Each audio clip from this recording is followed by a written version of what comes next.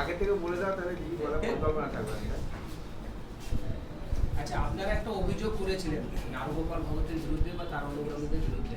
প্রশাসন এই বিষয়ে এখনো পর্যন্ত কোনো কিছু বা লোকাল প্রশাসন কিছু পদক্ষেপ নিয়েছে না?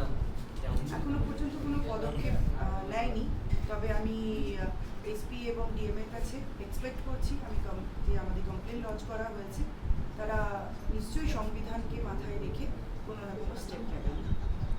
এরকম ধরনের যদি স্থানীয় কাউন্সিলররা লোকাল পুলিশ প্রশাসনকে এইভাবে যদি হেনস্থা করবে, এইভাবে যদি কথাবার্তা বলে, তাতে তো সাধারণ মানুষ তো আরও বেশি ভয় পেত। যেখানে এটাই তো তৃণমূলের কালচার, এর থেকে তো এটা তো 15 বছর ধরে তো মানুষ এই কালচারকে দেখছে, সেই জন্যই তো পরিত্রাণ চাইছে, মুক্তি পেতে চাইছে তৃণমূলের কাছ থেকে।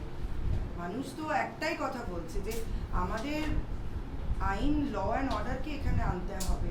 পশ্চিমবঙ্গের মানুষ পরাধীন হয়ে আছে, এখানে পুলিশ নিজেই তার কোনো ভূমিকা নেই। তার ভূমিকা হচ্ছে তারা ওয়ার্ডি পরে তারা হচ্ছে তৃণমূলের ফ্ল্যাগ নিয়ে চলে, এরকমই ব্যাপার।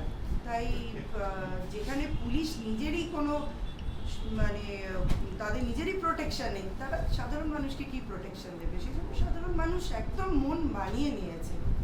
আজকে 26 নম্বর ওয়ার্ডে প্রচার ছিল, সেই 26 নম্বর ওয়ার্ডে মুসলিম ভোটারটা কিন্তু একটু বেশি ওখানকার।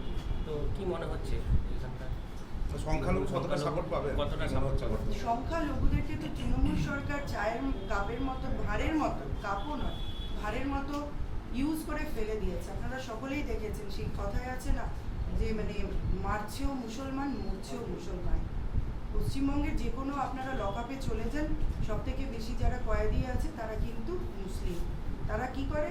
মুসলিমদেরকে ইউজ করে, মুসলিম ভাই বোনদেরকে ইউজ করে দূরে ছুঁড়ে ফেলে দেন, বিভাজনের রাজনীতি করেন এখানে।